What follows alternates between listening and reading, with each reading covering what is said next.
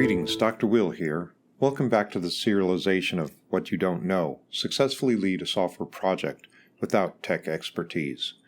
Episode 7, Chapter 3, How and What to Organize, Life Cycles and Teams, Part 1. Quote from Louis Sullivan, quote, "It is the pervading law of all things organic and inorganic, of all things physical and metaphysical, of all things human and all things superhuman, of all true manifestations of the head, of the heart, of the soul, that the life is recognizable in its expression, that form ever follows function. This is the law." Close quote. Software development life cycles. This may seem like an odd place to start talking about organizations and teams, but organizations are created and teams built for a purpose. Without a clear understanding of the purpose of these structures, their function won't be comprehended. Form ever follows function. Software has a life cycle. Software development is not only a part of the life cycle of the software. In many ways, software development is the life cycle of the software. The development life cycle, then, is the software life cycle. That is cool, all the zen in the art of motorcycle maintenance and all. But what does it mean? Well, software is never really finished. A physical product is engineered. Its production process is also engineered, and then it is executed to produce the physical product, the finished goods. The software product is engineered, and it is put into a production environment where the software product itself executes. It's more like a ship set afloat on an ever-changing sea than a building built on solid ground. There are specific defined activities that are required to build software successfully. Although they are organized and partitioned differently in different software development lifecycle (SDLC) models, they exist in some form in all effective SDLCs. Software is always a part of a larger system. Sometimes, rarely, the entire system is being developed from the ground up. Practically speaking, every system will have some pre-existing parts that are used as is, so parts of that system are predefined. A SaaS product, for example, will have a server side and a client side. Here and throughout the book, client is the hardware software system operated by the customer or end user, not a client in the customer of a profession sort of sense. That is an architectural statement, by the way, usually implicit. There will be a server hardware and client hardware, both of which are typically abstracted from active consideration. There will be server system software and client system software as well. Often these, like the hardware, are assumed rather than explicitly stated, but they should be stated explicitly.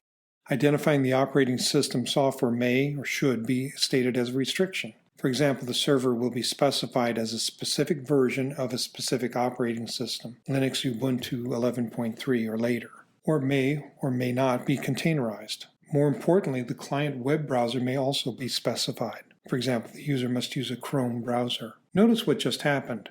A choice to restrict the customer or user client to a specific web browser is made to make development easier, faster, and cheaper. But it may create a barrier, or at least a speed bump, to the sales process. This is especially true if the browser is unique to a particular vendor, Microsoft Edge or Apple Safari, for example. If the system is being engineered from the ground up, then within the systems engineering effort there will be a place and budget for the software engineering work, and it will proceed along rather formal processes. This is often the case when building custom engineered solutions, large-scale systems, for government or industry. Our focus is strictly on the software part of that overall process, or a software product that assumes an environment. Managing and maintaining an awareness of the system's hardware and software environment must be a part of the overall development and sustainment effort. Software development activities can be divided into two different categories: product-oriented or discrete, and process-oriented or continual. The product-oriented discrete processes generally start and stop. They may start and stop multiple times as different parts of the system are addressed. They consume some input information produced at an earlier discrete step of the process and produce some kind of output information. The product-oriented or discrete activities are business analysis, requirements definition and management, software analysis and design, software construction or implementation, software test, deployment, and maintenance. The process-oriented or continual activities are perpetual. They usually start when the project begins and, once started, keep going, undergirding the product-oriented activities. The process-oriented or continual activities are project management, risk management, software quality assurance, environment management, configuration and change management, and maintenance. Software maintenance, more about that later, is an odd creature. It is in both lists. Maintenance itself is continual, but it includes all of both sets of activities, product and process-oriented. In one sense, it is discrete. It takes the output from an earlier stage, deployment, and works on it to produce the next stage. But it does this continually, so it is discrete, but it only ends when the software is dead and buried. For startups, maintenance commences as soon as anything is built or written. Whatever is the first thing produced, a vision statement, let's say, if you are that formal, and you should be at least that formal, because the vision may shift and change over time as more prospective customers are talked to, the vision is volatile, and its written statement has to be maintained, kept in concert with reality. Failure to do that will result in the divergence of the evolving intent of the system from the system being developed according to that written vision. Discussion of the different software development lifecycle models often proceeds with jargon-esque words spoken in hushed, reverent tones by the acolytes of the models, with sneers reserved for other, different lifecycle models. Some models are better than others for specific applications. Some aren't very good at all. Nothing is perfect. Some of the different SDLCs, code and fix. This is the original style of programming for simple tasks used for, quote, programming in the small, close quote. This would be subroutines, functions, or method construction. It's not appropriate for larger systems. It's also known as hacking.